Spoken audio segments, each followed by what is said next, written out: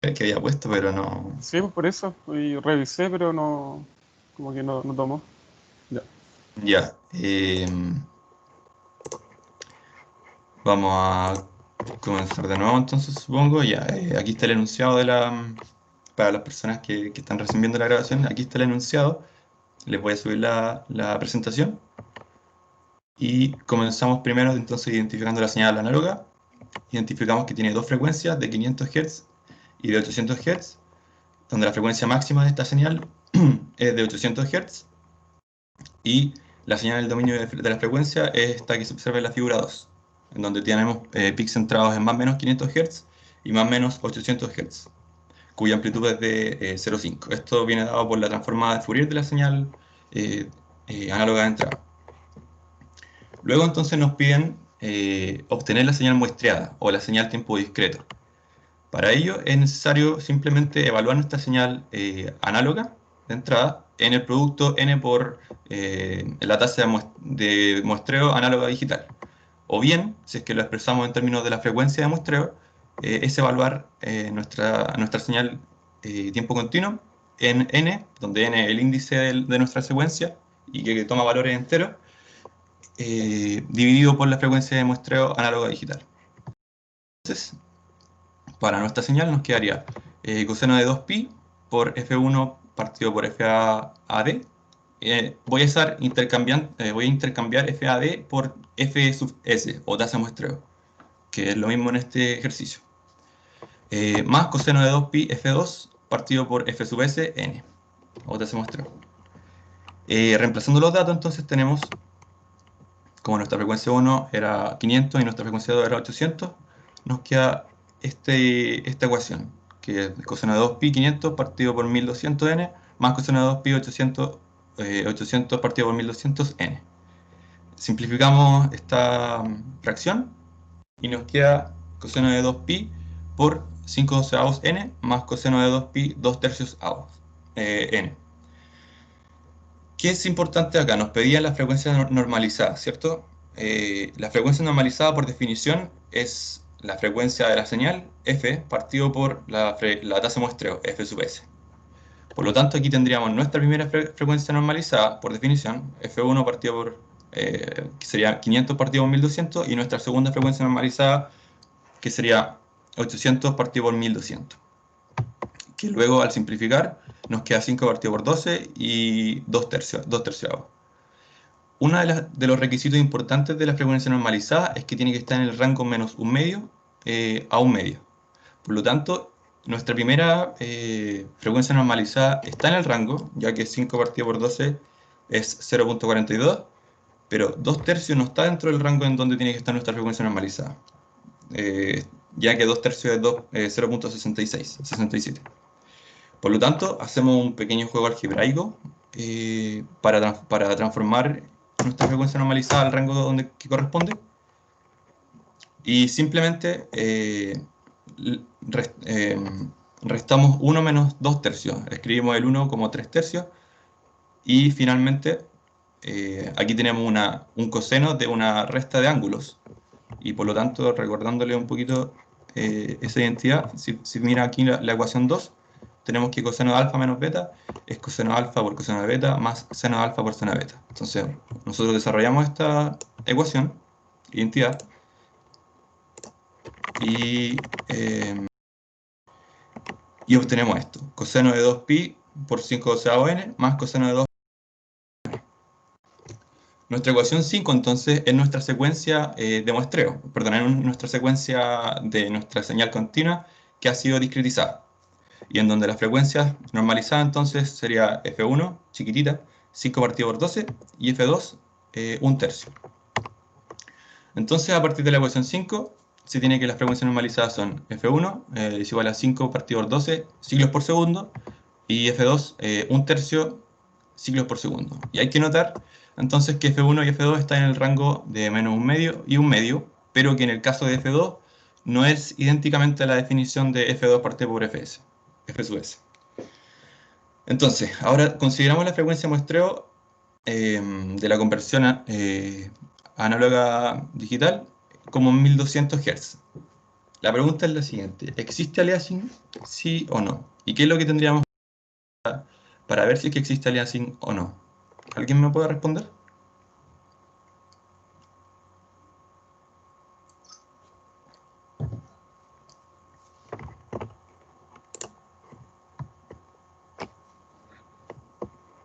Creo No- que no existe aliasing porque tiene una frecuencia de muestreo de 1200, siendo su frecuencia de muestreo máxima de 800.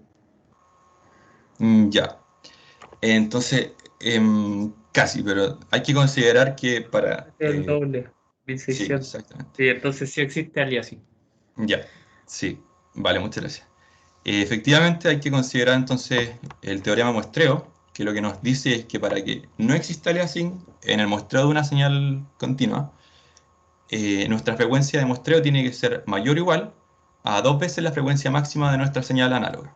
Habíamos identificado entonces que nuestra frecuencia máxima de nuestra señal análoga era 800 Hz. Por lo tanto, nuestra tasa de muestreo tiene que ser al menos 1600 Hz. Se debe cumplir entonces que FAD sea mayor o igual a 2 veces la frecuencia máxima, y por lo tanto, como nuestra tasa de muestreo queda como 400 abajo, existe aliasing. Como existe aliasing, aparece un punto en una frecuencia. Básicamente el aliasing es que nosotros calculamos el espectro de nuestra señal muestreada, y lo que empieza a ocurrir es que se empiezan a solapar los espectros. Este solapamiento de estos espectros provoca que nosotros no seamos capaces de recuperar nuestra señal tiempo continuo que teníamos originalmente. Y el punto en el primer punto en el que existe solapamiento se conoce como folding frequency. Y este valor viene dado por F como F sub S medios, o tasa de muestreo partido por 2. Entonces, en este caso, nuestra folding frequency sería 1200 partido por 2 o 600 Hz. ¿Alguna pregunta? No, no. Ya. Ahora, otra de las consecuencias que tiene el aliasing es que como las señales no se muestran correctamente, van a aparecer señales en nuestro espectro a una frecuencia menor de lo que realmente son. Por lo tanto, esta frecuencia, que no es la frecuencia real de nuestra señal, se denomina como frecuencia aparente. Y la frecuencia aparente se define como f sub a es igual a f, que sería la frecuencia de nuestra señal. Nosotros tenemos básicamente f1 y f2, menos la tasa de muestreo. Es necesario notar que la frecuencia aparente ocurre solamente en aquellas señales es mayor que f sub s medios. Es decir, que en nuestro caso sería mayor a 600 Hz. ¿Qué es lo que nos dice esto entonces? Que la señal coseno de 2pi 500t se va a muestrar correctamente, en el sentido de que no va a aparecer una frecuencia aparente. En cambio, la de 800 Hz sí va a sufrir una reducción en su frecuencia, y por lo tanto va a aparecer una frecuencia menor de la que corresponde. Por lo tanto, eh, la frecuencia aparente en este caso sería 800 menos 1200, y es igual a menos 400 Hz. Como estamos hablando de una señal cosenoidal, entonces menos 400 Hz o 400 Hz es lo mismo, ya que estamos hablando de una señal cosenoidal que es par, y más adelante lo vamos a ver en el espectro que les voy a mostrar. Luego seguimos avanzando entonces en nuestro sistema, y nos piden que hay que obtener la señal a la salida del conversor digital análogo. Y para esto nos habían dicho en un comienzo que para reconstruir la señal básicamente hay que evaluar nuestra secuencia que hayamos obtenido, que sería esta. Hay que evaluar esta secuencia en el producto de la frecuencia de conversión, la tasa de conversión digital análoga por t, que sería en este caso evaluar coseno de 2pi 5 doceavos por 1200t más coseno de 2pi por un tercio por 1200t. Y desde acá se obtiene que la señal entonces a la salida del conversor digital análoga sería coseno de 2pi 500t más coseno de 2pi 400t. ¿Qué es lo que observan acá? Que efectivamente la señal de frecuencia de 500t aparece a la salida del conversor digital análoga, pero la que tenía una frecuencia de 800 Hz está apareciendo a 400 Hz. Esto es claro indicio de que existe aliasing, ya que está disminuyendo la frecuencia de la señal que era de 800 Hz. Y por lo tanto también implica que no vamos a poder reconstruir nuestra señal original. Luego, para obtener finalmente nuestra señal I sub A, tenemos que pasarla por un filtro más abajo, cuya frecuencia de corte es 700 Hz. Como ambas señales, tanto coseno de 2pi 500t más coseno de 2pi 400t, están bajo esa frecuencia, entonces nuestra señal permanece igual. Ahora, cambiamos nuestra frecuencia de conversión análoga a digital y conversión digital análoga a 2000 Hz. Y nuevamente nuestra señal muestreada viene dada por la ecuación 7. Bueno, reemplazando los datos, tenemos 500 partido por 2000 y 800 partido por 2000, que al simplificar obtenemos la ecuación 8, que esa sería nuestra señal muestreada, que es coseno de 2pi por un cuarto n más coseno de 2pi 2 quintos n. Entonces, a partir de la ecuación 8, se tiene que las frecuencias normalizadas son, la F1 sería un cuarto ciclos por segundo y la frecuencia normalizada 2 sería 2 quintos ciclos por segundo.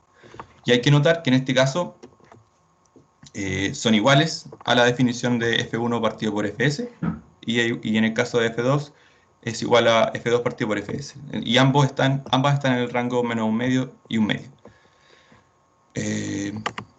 Ya, considerando la frecuencia de muestreo, entonces 2000 Hz. La pregunta es nuevamente la misma. ¿Existe aliasing? ¿Sí o no? Y aquí me gustaría que me pudiesen responder. Ahora no. No hay aliasing ahora. No hay aliasing ahora. Exacto, porque se está cumpliendo el teorema muestreo, que nos exige que nuestra frecuencia de muestreo tiene que ser mayor a 1600 y claramente tenemos una frecuencia de 2000 Hz mayor a 1600.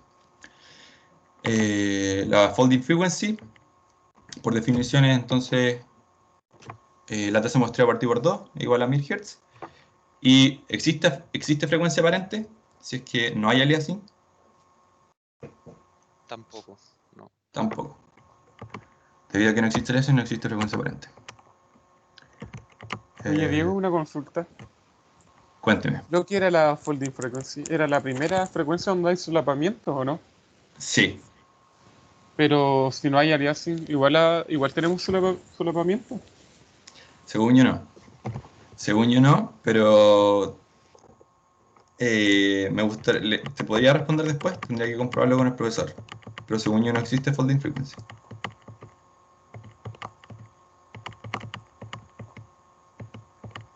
Ya, entonces ahora necesitamos convertir nuestra señal nuevamente de digital a análoga, que era mediante la reconstrucción que nos habían dicho en un comienzo.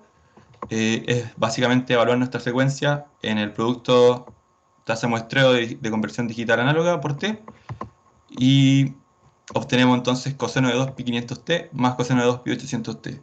Noten ustedes entonces que nuestra reconstrucción se hizo de manera correcta, de esto debido a que no existe aliasing, y luego al procesar esta señal por el filtro más abajo de 700 Hz, cuya frecuencia de corte es 700 Hz, obtenemos la señal I sub A a la salida de este sistema.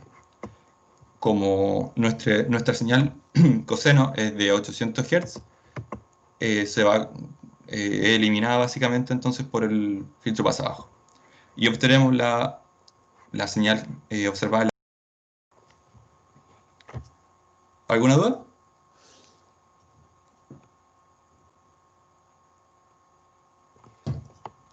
Yo no. Me imagino. Ya. Entonces vamos a ver esto en MATLAB, ya que nos pedían ir graficando las cosas. Aquí tenemos nuestra señal original, X sub A, en tiempo continuo. Si observan ustedes, el periodo de esta señal es 0.01 segundos, ya que hasta acá empieza, de aquí se repite nuevamente en 001 y después en 002. El espectro de la señal entonces era el que yo les había mostrado en la diapositiva, de amplitud 1 medio y centradas en 500 y 800 y menos 500 y menos 800. ¿Qué les puedo comentar del código? Bueno, aquí esta transformada de Fourier la obtenemos mediante los comandos ffta de la señal y luego hacemos el fft shift para centrar la señal, perdón, la transformación, y obtenemos el valor absoluto de esto. Pero si tienen mayor dudas con este código, se los puedo dejar también. Luego vamos a observar la señal con aliasing. Respecto a la señal entonces con aliasing, ¿qué era lo que sucedía? ¿Se acuerdan que la de 500 Hz se muestreaba correctamente? Aquí tenemos entonces, perdón, aquí tenemos la de 500 Hz muestreada correctamente con una amplitud de 1 medio. Pero tenemos también nuestra señal que no se muestra correctamente y que aparece con una frecuencia aparente de 400 Hz. Y finalmente, nuestra señal sin aliasing, que se muestreó correctamente, tiene sus peaks centrados en 500 y en 800 Hz respectivamente. ¿Alguna duda?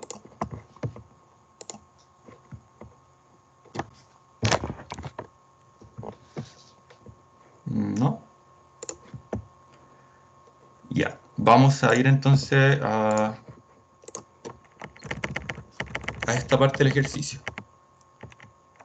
Hay que implementar entonces en Simulink la simulación del proceso de cuantización utilizando 3, 8, 12 y 16 bits. Hay que plotear además las señales de error entre las señales de tiempo continuo y las señales cuantizadas. Y para esto hay que considerar que una señal de tiempo continuo será aquella muestreada a 100 veces la frecuencia de Nyquist. La frecuencia de Nyquist también es la frecuencia que se conoce como la mínima frecuencia de muestreo para que no exista aliasing en el sistema, es decir, 2 veces la frecuencia máxima. Entonces... Ahí no.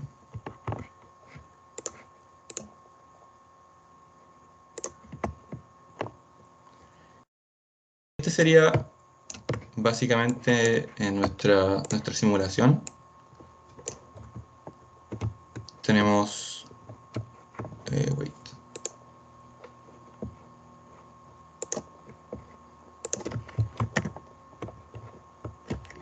Mucho. ¿La alcanzan a ver o no? ¿O prefieren que no divida la pantalla? Sí se ve, o sea, no sé si podría hacerlo un poquito más de zoom de la izquierda. Ya, ahí quizá no me voy desplazando entonces. Ya. Entonces recordando que nuestra señal análoga a tiempo continuo era esta, coseno de 2pi 500t más coseno de 2pi 800t. Para generar esta señal, entonces ustedes tienen que ir a la librería de... perdón, al buscador de librería. Tienen que ir al ítem que dice DSP System Toolbox, Sources, y aquí elegir la función o el bloque Sine Wave, que genera una señal seno. Entonces, por ejemplo, la primera señal que nosotros queremos hacer es coseno de 2pi 500t. Por lo tanto, lo primero que hay que hacer en este bloque es, debido a que estamos generando una señal seno, tenemos que cambiar la fase para que sea una función coseno. Para ello tenemos que desfasarla en pi medios. La amplitud entonces es 1. La frecuencia en Hz son 500 Hz. El modo de muestreo es discreto. La salida es real, no queremos que sea compleja. El método de computación sería una función trigonométrica. Y vamos a poner que en la frecuencia de muestreo perdón, en el periodo de muestreo, es básicamente 100 veces por nuestra frecuencia Nyquist. ¿Cuál es nuestra frecuencia de Nyquist en esta señal análoga? Habíamos dicho que era 2 veces la frecuencia máxima, por lo tanto sería 1600. Y ese sería nuestro primer bloque. Luego tenemos que hacer lo mismo, pero con la segunda señal. Aquí están las configuraciones que yo tengo en el torpedo, digamos. Y aquí está la segunda cosenoidal. Y finalmente tenemos, perdón, no finalmente, también tenemos una suma, un bloque suma. Lo pueden buscar acá como add, que sería este bloque, bloquecito aquí. Y después, y esto es importante, del tema de la cuantización. Tenemos entonces que cuantizar con 3, 8, 12 y 16 bits.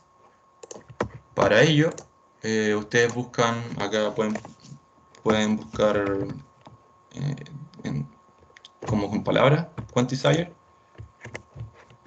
y eligen el primero que le aparece acá. Entonces, este bloque, ¿qué parámetros admite? Admite una cosa que se llama el intervalo de cuantización. Este intervalo de cuantización, a nosotros nos están diciendo que tiene que ser un cuantizador de 3 bits. Para definir que nuestro cuantizador es de 3 bits, y nuestro intervalo de cuantización tiene que ser, lo voy a escribir acá, pero no es así en realidad, es nuestro rango dinámico dividido por los niveles de cuantización, que sería 2 elevado a 2 elevado a b bits. Entonces, en nuestro caso, tenemos una señal de 1 volt, digamos, más otra señal de otro volt. Entonces, al comienzo va a ser de 2 volts y va a pasar a menos 2 volts, porque va a ir alternando. Por lo tanto, nuestro rango dinámico va desde 2 a menos 2, y por lo tanto el posible rango dinámico sería 4. Y 2 elevado a b bits, en este caso como estamos ocupando 3 bits, sería 2 elevado a 3, o sea 8. Ese sería nuestro intervalo de cuantización para el primer cuantizador. Pueden comprobarlo aquí, 4 dividido en 8. Luego en 8 bits vamos a tener 4, pero dividido en 2 elevado a 8. Y finalmente acá tenemos 4 elevado a 2 elevado 4 partido por 2 elevado a 16. ¿Qué es lo que creen ustedes que va a pasar mientras mayor cantidad de bits tenemos en los cuantizadores? Se aceptan sugerencias.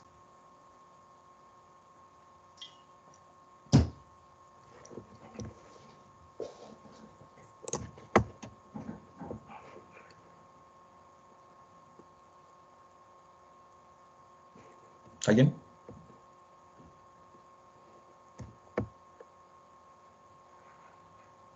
Bueno, la respuesta es que No sé. mientras mayor cantidad de bits tengamos en los cuantizadores, mejor vamos a poder acercarnos a nuestra señal eh, tiempo continuo. Pero no cambiaría los niveles de cuantización, el número de los niveles de cuantización, o se Sí, mantiene. justamente. No, sí, tienes razón. Cambia mientras mayor cantidad de bits, mayores niveles de cuantización tenemos. Por lo tanto, podemos, no sé, si nuestra señal es un coseno que va de 2 a menos 2, va a ir en cada uno de los puntos de esa señal, pudiendo acercarse más a la señal cosenoidal real. Mientras mayor cantidad de bits y mientras mayor niveles de cuantización tengamos. Entonces voy a correr esta... No. Voy a correr esta simulación. Y les voy a hacer la señal original. Sería esa, que era justamente la que ya le había mostrado antes. Con 3 bits. Fíjense cómo se muestra esta señal, o sea, cómo se cuantiza. Con 8 bits. Ya, mucho mejor. Aquí. 12 bits ya está casi igual. Bueno, podría decir casi igual, pero mucho mejor y así. Entonces aquí está la comparación.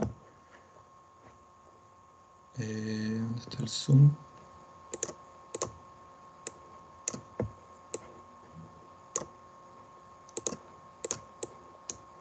Fíjense que con 3 bits la cosa anda re mal. Y después, a medida que mientras más bits tiene nuestro cuantizador, más se acerca.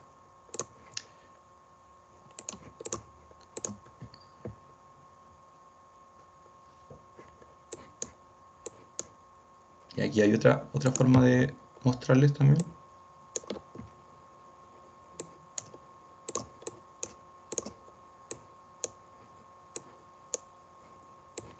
Nuestra señal roja, entonces, es la señal continua. Verde, la cuantización con 3 bits. 8 bits, la señal azul.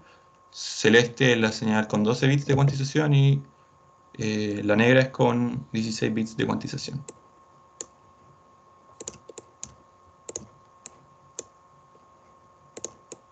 Bien. Y las curvas de error serían estas. Están dadas como cuántos volts, cuántos volts difiere esta señal cuantizada de la señal continua. O sea, básicamente esto. Nuestra señal, la X es la señal original o tiempo continuo. Y X03 sería la cuantizada con 3 bits. Y así. 8 bits hasta 16. Y nuevamente la verde la que mayor error tiene. Y finalmente la negra tiene casi muy cercano a cero sería el error. ¿Alguna duda? En este momento, como de los bloques o algo. Quedó clara tu explicación. Quería hacer una pregunta así con los bloques, que había unos como que no sé qué hacen. Los que sale como Ah, por 0.3, por 0.8, ah, que ya. están ahí abajito. Ya, estos se llaman scopes, son los que te permiten visualizar entonces la señal. Claro. No, pero me refería a Y los que están abajito de esos. estos son básicamente tu workspace. Te permiten almacenar los datos que están en esta señal hacia el... Mira, aquí lo observamos en el workspace del MATLAB. Está X03, X08 y así. Ah, ya. Eso es lo que está haciendo. Para visualizar el error, ¿en qué parte del código lo tienes ahí? Aquí, ¿Es lo que se ve la diferencia?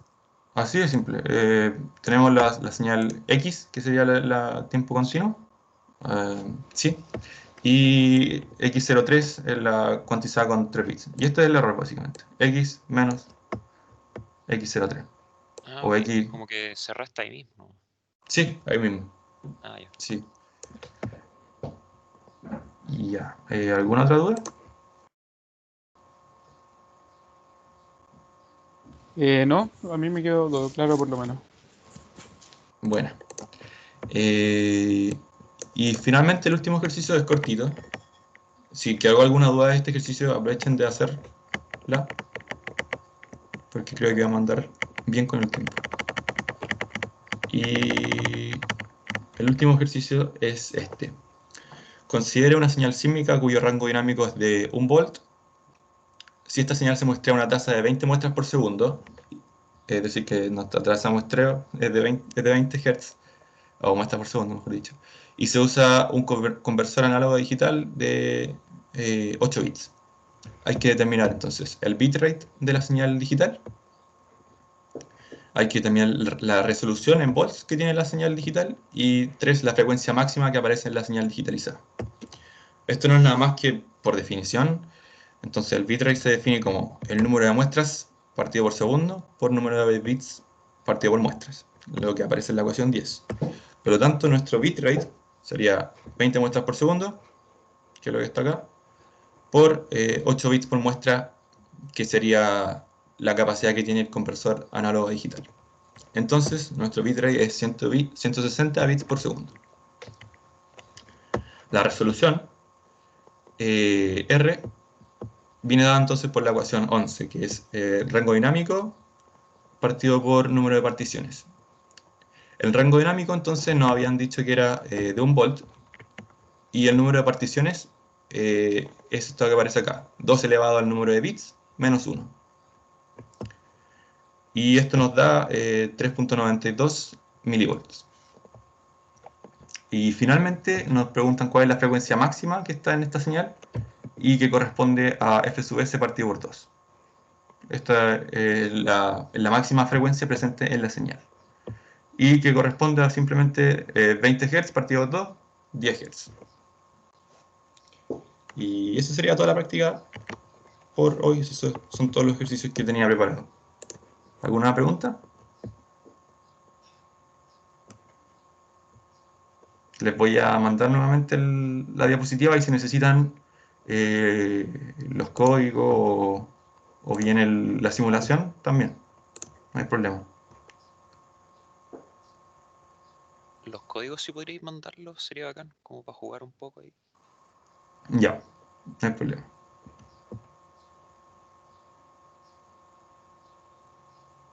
¿Alguna duda?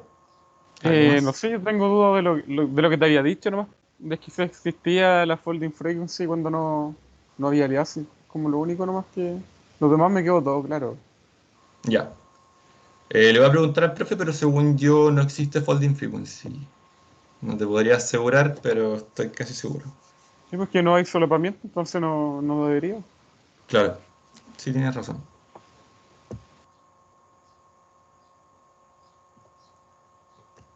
Mm, entonces, si no hay dudas, eso sería todo por hoy. Y nos veríamos en otra práctica, en otra ocasión. También, Ya, pues, si tienen dudas respecto a la tarea, porque me parece que ya les subieron la tarea, ¿cierto? sí. Sí. Si tienen dudas de la tarea, y también podría tratar de ayudarlos en eso. No hay drama. Así que voy a detener entonces la grabación y nos vemos en una próxima ocasión. Vale, pues, muchas gracias. ¿Ya? Chao, gracias. Vale, chao, chao. Hasta Chao, luego. Diego, que estés bien.